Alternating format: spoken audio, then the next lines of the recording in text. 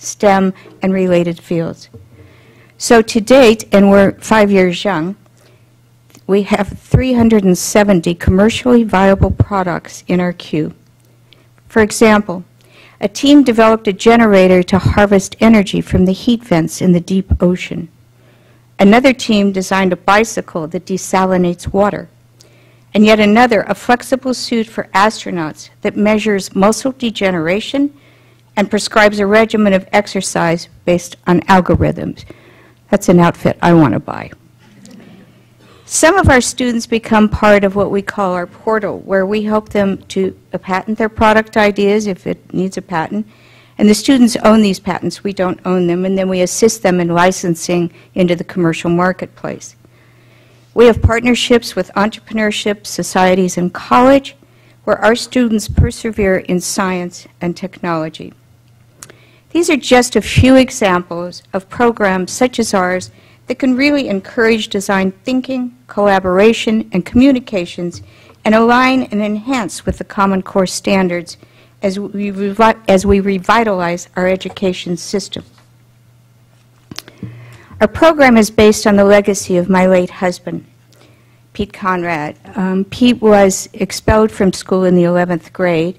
He had dyslexia in a time when they didn't know what dyslexia was.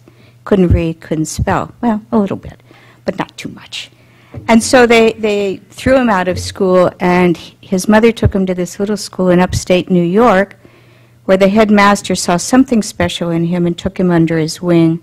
And Pete went on to get a scholarship to Princeton, where he became an aeronautical engineer. You don't have to read or spell very much to be an aeronautical engineer. Pete went on to become a Navy test pilot and fly 4 flights in space.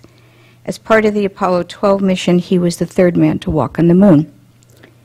He was awarded a Congressional Space Medal of Honor for rescuing Skylab, which was our first space station, and many of you saw the shuttle fly over Washington the other day that had returned from ISS, the International Space Station, to be retired here in Washington.